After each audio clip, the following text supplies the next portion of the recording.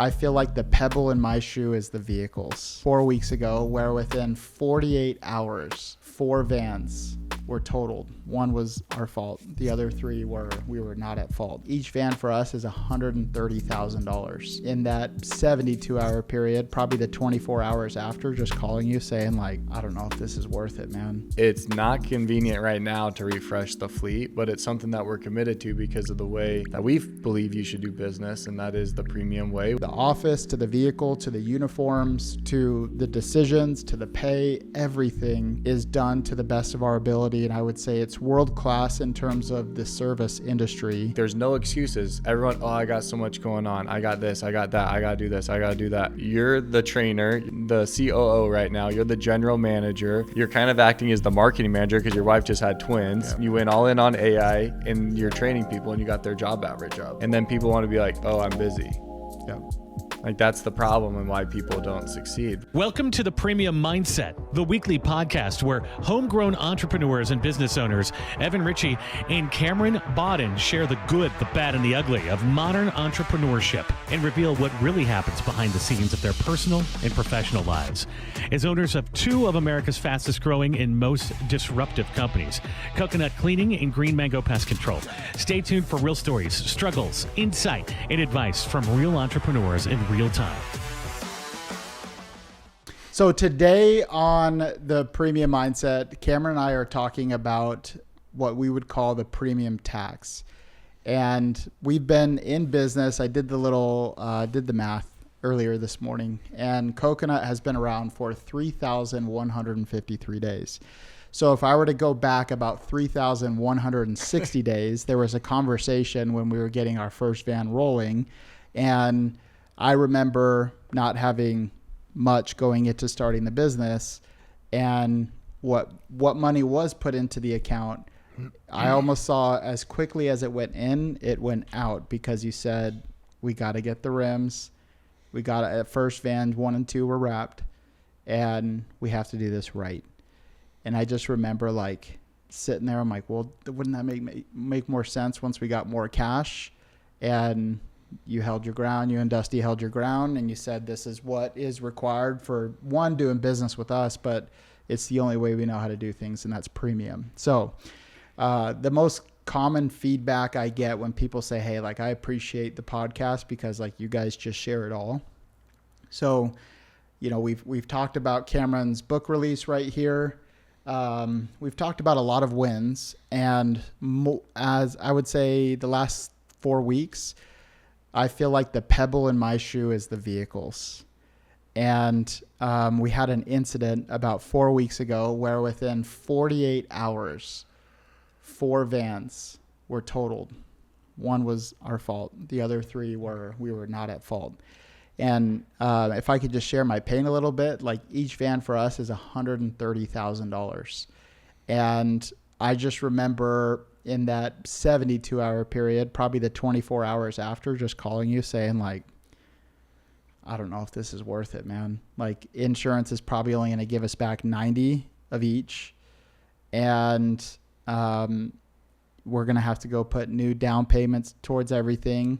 The production that we lost in that time frame, we estimated to be around like $27,000 in revenue.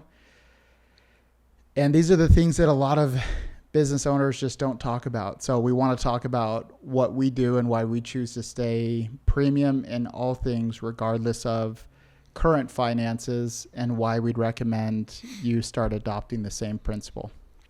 Yeah, what's interesting about that story is that I don't think it's ever a good time in business, or like the most convenient time in business, to allocate money towards like your brand or uniforms or anything like that, because you fast forward 3,100 and let's just call it 3,000 days when we're like, hey, Evan, this fleet's been, we've got new vehicles staggered throughout those first 5 years, but like a lot of the trucks are looking pretty bad. Like, we need to refresh them. And it's not like we were setting money aside for, to refresh our fleet. We've added, like, we've been on this growth plan forever. Like, anything that we've, saved or made, it's back into the business for growth. And so we had to make a decision. Hey, do we want to keep upholding this brand, this image. Like there's some vans that are going down the road that we aren't happy to put our name on. And so, you know, that was my first question when you called me, like, oh, it's like, hey, is everyone okay? But the second question is, tell me it was one of the old vans. Like this could be a win. And I mean, 4 new ones. They were all of new. them. All new. That just sucks, man. And so like, that's what's funny. But again, like it wasn't convenient when we started our business. Yep. It's not convenient right now to refresh the fleet, but it's something that we're committed to because of the way that we believe you should do business. And that is the premium way. When you show up to a home, make sure that one, it starts with the representation, answering the phone, your website, like their experience from the beginning until the end. Right. And, you know, we were talking about upsells the other day, and we still have a pretty good variance between like our top guy and our bottom guy. Yeah. And, you know, we won't mention names on here, but I was like, dude, a couple of these guys are looking like scrubby, like their haircuts, the shoes that they're wearing, the clothes that, you know, the bagginess of their clothes, the cleanliness of them, like those little things, in my opinion, take into account when you're trying to close a little suburban mom, you know, wondering if she wants to spend $200 with us or 500. Like, I think they pay attention to those things. Yeah. Yeah. And I think when I called you after you checked on if everyone was okay, and I said, hey, this is for 4 new ones, I thought, well, it was like, I called you, you're kind of in the poops and the dumps. And then I called you the next day for something, and you're like, Evan, and you're like not answering. So it wasn't, that's like back to back, you know. I said, Cameron, 2 vans were just told. You're like, yeah, I know, man. It was rough day yesterday. I'm like, no, today as well. It literally was just like every single one of them was different areas and totally different circumstances. But what I was going to say to, you know, what you had mentioned after I called you, I wasn't even surprised, but I feel like I just got ahead of it, where I was just like, we're going to get new ones on the road. And as we're working with our adjuster, and they're like, hey, this is probably what, you know, we're probably going to pay you 80 for this. I'm like, I'm going back to our CFO, and I'm like, what was the total amount financed? And, oh, it's around 127. I'm like, dude, we just took like $170,000 bath in financed vehicles that we're going to have to refinance again. And it was rough. But what I wanted to share as far as like the premium aspect to like how we've always done things, especially with the vans, because I do get people that'll reach out and they'll say, hey, like, should I do this on my van, or, you know, what looks good? And here's what I'd say to you. The most common terminology that I've used in regard to like what premium means for us, and it's like a Jenga piece or a Jenga set. And on every little piece we write down, or I've written down like something that makes Coconut premium: the uniforms, the van, the office, the chairs, the desk, everyone gets an iMac and a MacBook, and, you know, the room that we're in, everything's just always needs to be done right. But I feel like I finally had a lesson a week ago, and I'm grateful that it was in front of all the managers, where I can now answer to anyone, regardless of my inability to give them design feedback. I feel like it finally showed in a manager meeting why we do what we do. And just like this, a spiral bound book, I made a new, we call them premium operating procedures here, not SOPs. Dang. So I made a new technician checkbox for accident protocol, as well as like putting so I asked the managers like a month ago, and I said, hey, what is things that we could teach in the first 30 days that would mitigate the headaches that you have with new hires in the first 60 and 90 days? And they're like, recalibrating expectations. Like, and I went back and I made a new manual. So fast tracking to like why we do what we do. Richard, who was going to print out the new manual so that the technicians who were going to go through training, because I also want to talk about that a little bit. But Richard, who was going to print it, he said, hey, like, we could fast track these. If you want me to just print like a bundle and get like a clip at the end, you know, we'd save like $20 a little notebook. And like 3 people looked up and they're like, Richard, do you think Evan's going to want that? Or is he just going to say do the spiral bound because it's nicer? He's like, right. And so that right there, my little experience right there was like, I saw how the other managers like looked up at him, looked up at me, and they knew right away, like, we do things premium here. And I don't know cool. like what the value is of that, but what I can tell you as a small business owner, if you actually know the companies that we run, from the office to the vehicle to the uniforms to the decisions to the pay, everything is done to the best of our ability. And I would say it's world class in terms of the service industry. And when I partnered with you, like, that was just like everything that was going to be done.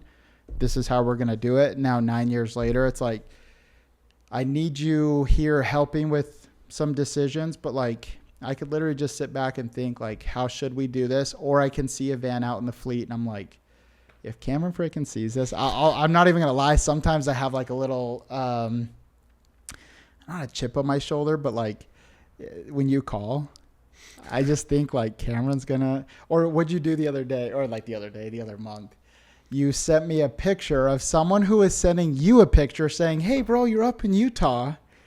And like, you were passing it along to me. And I thought for a split second, you were just going to say, hey man, like, what we're building, super cool. But the Utah franchisee had a bigger number on the back, like the van number. And you were like, what is this van number? Like, those should be smaller, more clean looking. And that's just always special what we're building, man. That's just always been you, man. If you're listening to this podcast right now and you're loving what we're talking about, but you're still confused of where to go and how to accomplish it, that's exactly why we started the 1% Club. We go through playbooks that teach you exactly how to do it and when to do it. And so I want you to click the link below that talks about the 1% Club and want you to join with us. I think those little things matter. Like, I was at DiMaggio's restaurant last night. Shout out DiMaggio's. Yeah, man. My buddy Frank, one of the best Italian restaurants that I've been to. And maybe because they treat, but that's what I want to talk about right now is that, yeah, it's my buddy's restaurant. They're booking out 2 months in advance right now. That's nuts. And I just sit back and like watch like what's going on. And the owner / he's not a manager. He's an owner, but like, he's there every day. Like, he's in the thick of it. His name's Brandon. And, dude, he's going around, he's greeting people. They give people dishes for free. Like, they want people to try. Like, they created an amazing experience every single time. And I think that's why it's got so much hype, because the old DiMaggio's was 3 or 4 miles down the road in a smaller location, and it was busy, but it only sat like 20 people a night, or 20 people, however they do the shifts, every hour and a half. But it wasn't a 2-month waiting list. Now it's like, dude, it's a bigger restaurant. They're going to open up their second location, and it's just amazing to see. And I just look around like, it's because they get it. Like, when you show up, you feel special. When you sit down, their waiters are attentive. They go through the menu the way that they want. They upsell the crap out of you the way that I would assume Frank wants them to do. And Brandon, as the owner, is walking around like making you feel special. Yeah. I want to share a tie-in to all this, because another common thing I hear is like, you guys have referenced these whiteboard sessions. We actually haven't had one in a little while. I kind of miss them. Because you replaced me with Claude, man. It's messed up. I'm just like, this is kind of awkward. Like, Claude, could you talk like Cameron? It just insults me. He's such an right on point.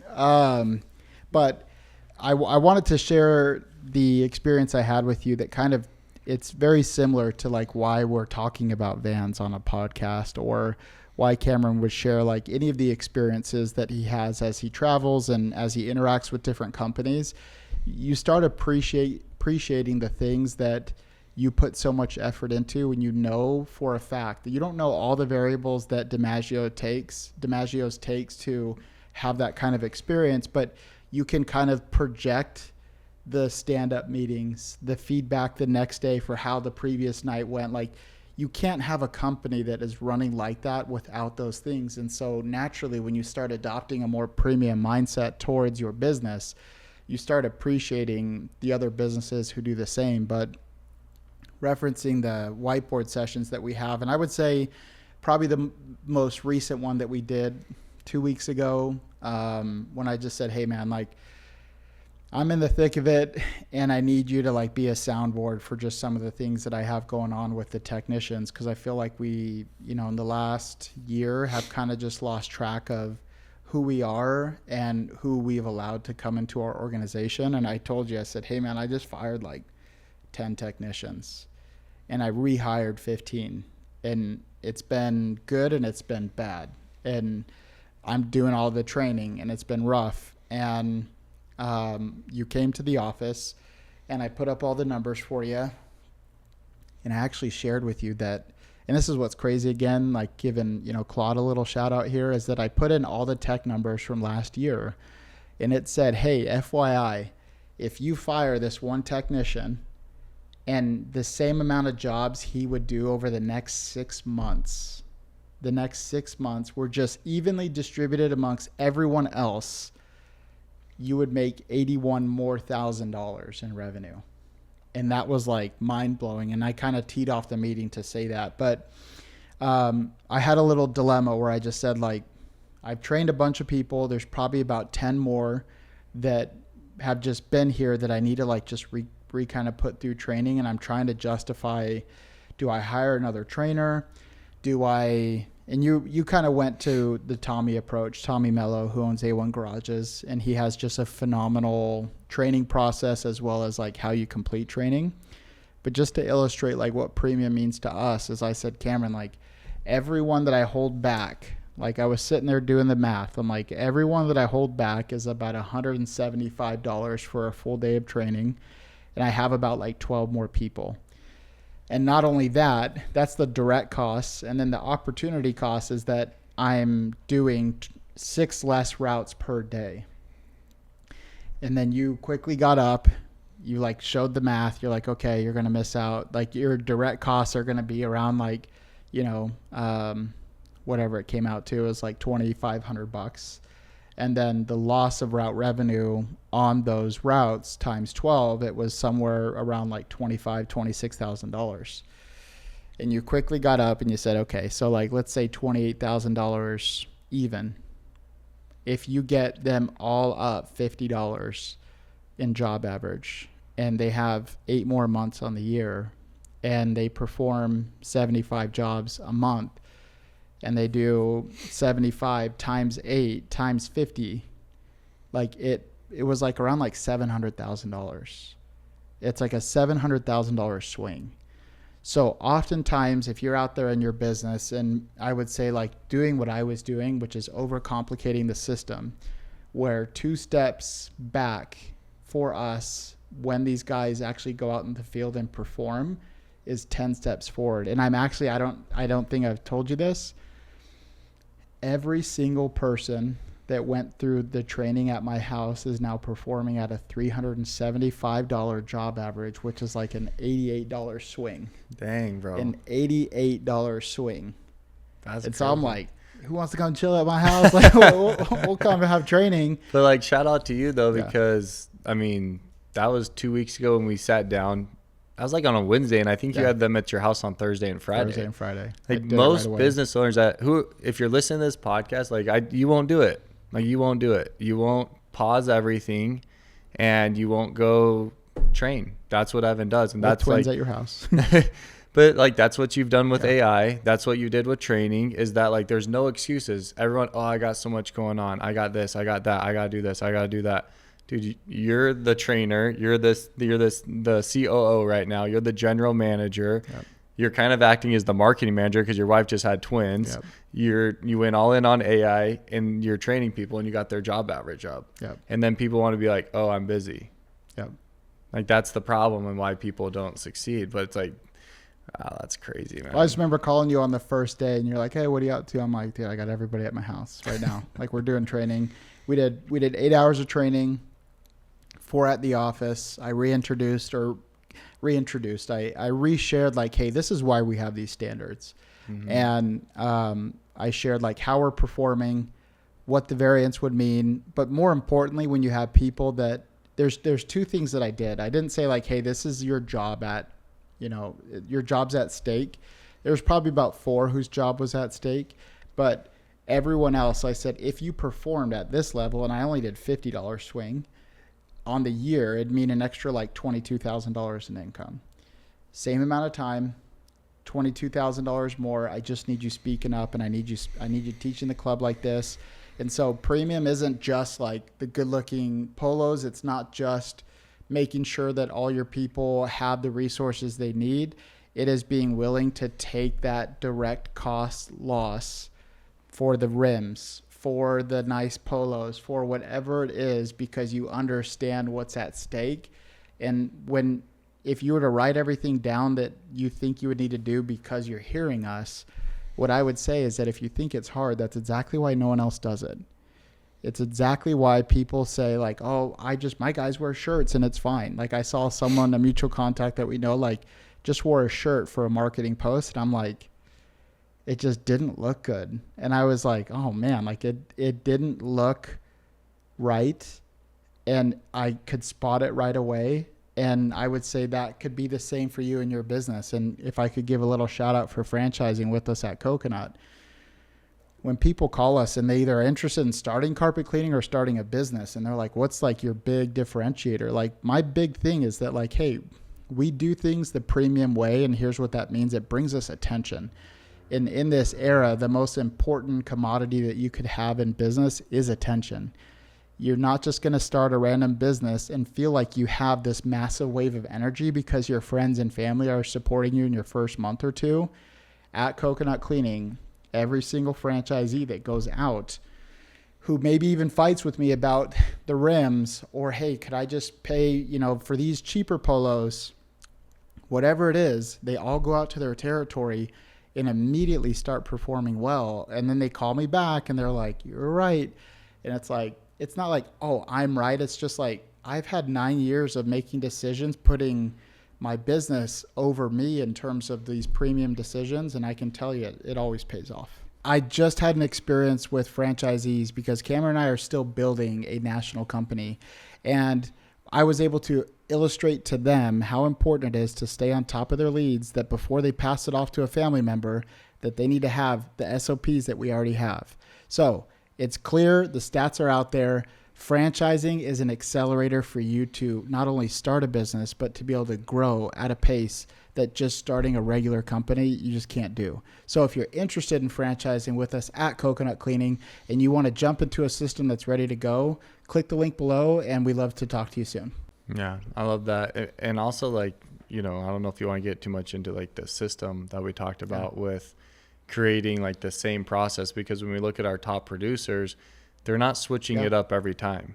Like they're saying the same script. Thing. When I look back on like my success on the doors, I would say the same corny joke, the same corny like line. Maybe I'd have 2 or 3 different ones, but the flow of it was always the same. Yeah.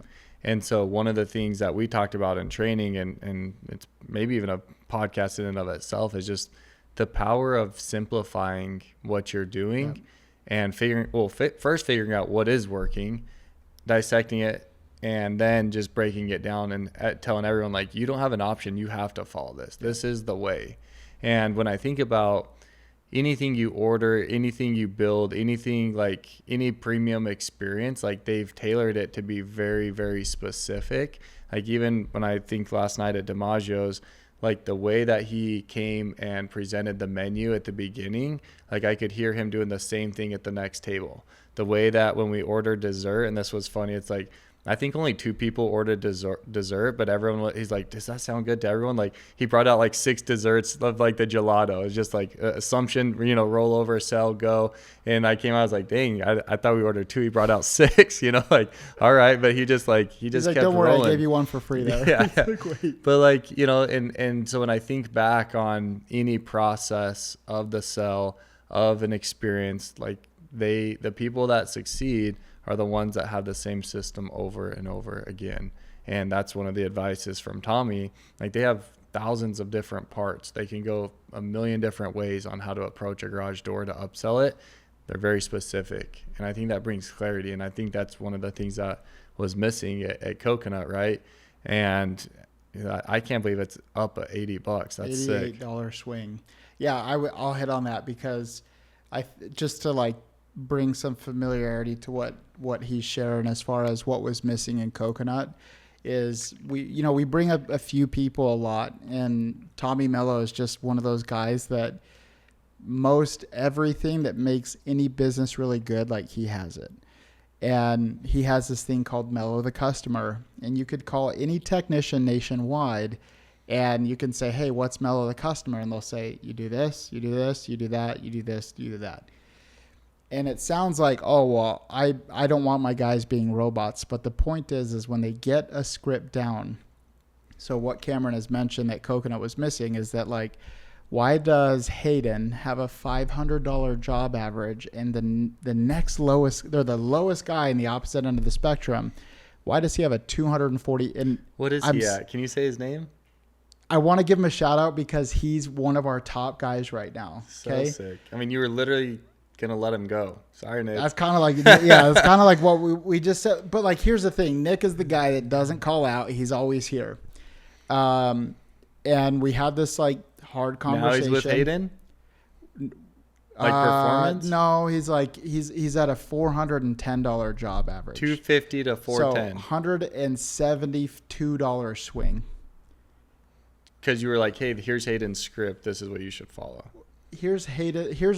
So like I would would say script, but our Hayden's. script, like, shout out to Hayden. But like we have had some dogs that have come into Coconut that have been in that $450 to $600 range. Evan Nauman, Trevor, Caleb, just all those guys, right? So what this means is that if you have or like as an owner, right, and some of you guys are still on the truck, you'll probably say, because I hear this all the time, they can't just do it like me.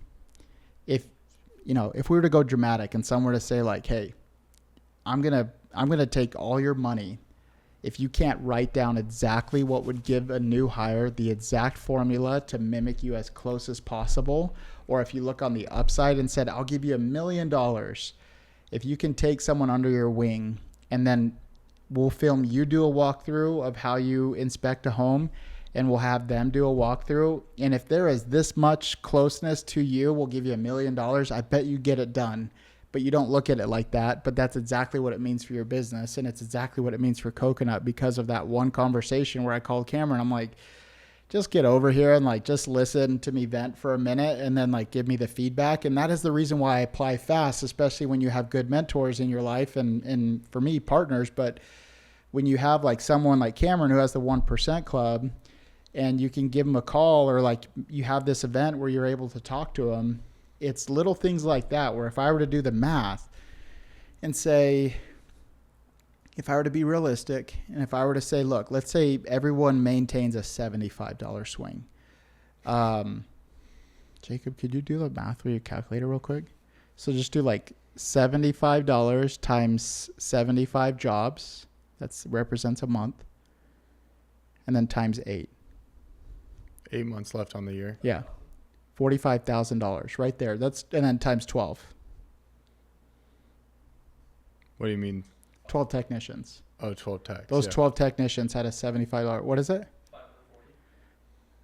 That hour with Cameron is a $540,000 difference in revenue. And that's one conversation, right? So when you do things premium and you have someone that comes in, maybe it's you, maybe you're the owner operator and you're the best at what you do. It means for you tens of thousands or hundreds of thousands of dollars to get the best system down that gives everyone the highest probability of succeeding at the rate that you do. And if you marry it with a better culture, better pay, you're going to have something where you can have something like Green Mango or even Coconut, where you have people that they only can make 50,000, but you raise that ceiling and say, well, if you sold like me, you'd make X. And they're like, show me how to sell like you. Give me the pay plan. Let me do it. We talked about that too, like creating the vision for them. Tanner kind of threw out something funny. What did he say? Blue sky. Like, why don't we just kind of sell them this vision? And I was sitting there thinking, I'm like, why don't we sell them the vision? Yeah. Like, they're doing the same work. They're waking up at the same time. And the only thing different is every 2 weeks, their paycheck is lower than Hayden's. So them investing, us investing in them investing in themselves and actually wanting to do something, like could mean $2,000 to $3,000 more a month for them. And that's a huge swing when you're making $3,000 a month, right? Yeah. And what I loved about the other thing that we talked about is the graduation, because Tommy doubled down on that on the 1% call that we talked about, making it a big deal. But what we realized in our industry is that you really can't go make $200,000 as a carpet cleaner, right? And we kind of looked at each other like, dang, man, like that sucks. But what can we provide for them? We can provide for them the stepping stone that it takes to land the $200,000 job. And you can be like, oh, that's kind of like, that's a reach. I don't think so. I think you have to get to go through experience. And there's a lot of companies that don't know how to teach you how to sell, how to hold yourself accountable, how to become premium, how to interact with the customer. We can do that here. And I think because it comes so naturally to us, we don't value it. Right. And so if we quote unquote sell that to our guys of, hey, there's an opportunity for you to make 100,000. And for some of you, that's enough. And for others, you have ambitions to go make $200,000-$300,000. Be here for 2 years, 3 years, a year, whatever it takes to go learn these traits, and then use it as a stepping stone to say, hey, I'm qualified to make this $200,000 for whatever industry. Maybe it's Tommy's. You go from here to Tommy, and you go to Tommy, you'd be like, dude, my job average was $450 at Coconut. I worked there for 2 years. I'm ready to, have the opportunity to make 200 at A1. They referred me over to you, and Tommy calls me. I'm like, dude, this guy, Hayden's a stud. Yep. He's amazing. Sorry, Hayden, don't leave, man. Yeah, so don't leave. But you get what I'm saying? Like, you gotta show them the path. It's the same thing with Banks right now. Banks, my little boy, I was laughing. You're like, what are you laughing at? I didn't tell you. I'm like, Banks is a savage. He wants this E-Ride Pro. And he's like, hey, Dad, can you pay the other half? Because he's selling his bike. He has $3,000. E-rides are like $5,400 or whatever. And he's wanting me to cover the difference. I'm like, I'll show you how to work to cover the difference, but I'm not just going to cover the difference for you. And he's like, you said that you would cover some of it, which means you usually cover all of it. I'm like, no, we're not doing that. He's like, I'll be a good boy. I am a good boy. I'll be a good boy. I'm like, but he wants me to show him the path. Yeah. And it's no different for employees, is that we need to show these guys that, hey, you can go get a job anywhere and make 30 to 40 grand a year. Let us show you how to make 100. And then once you make 100, let us show you how to go make 200 or 300 with someone else. And hopefully those guys show you how to make $500,000. And then you can keep going and going and going. And that's what's special, I think, about Coconut, because you are special. Coconut is special. You take time with people. You show them how to upsell. You show them how to be, represent a premium brand, and they get that experience every single day. That's why I really want Banks to knock doors or work at Coconut, because he needs to learn these traits in order to be successful. Yeah. So, let that be your lesson to your guys that we don't know how to do business any other way than premium, and it has cost a premium on running it that way. And so when people ask, I generally will ask them like, hey, like, you may not like what I'm going to hear, but like the rims do look, it came stock rims. It doesn't look good. Or someone doing marketing videos or marketing shoots, and it just doesn't look right. Is that the only way to do business, in my opinion, is in a premium way, because in the premium way, you differentiate yourself from everyone else. And when you actually stay true to that and how you operate, how you brand yourself, it's going to be more difficult for others to keep up with you. So the premium mindset all stems from Cameron, 15 years of doing things the premium way, and me, the last 9, learning from Cameron and especially reinforcing them in my business. And I would say that's the only way to do business for you guys.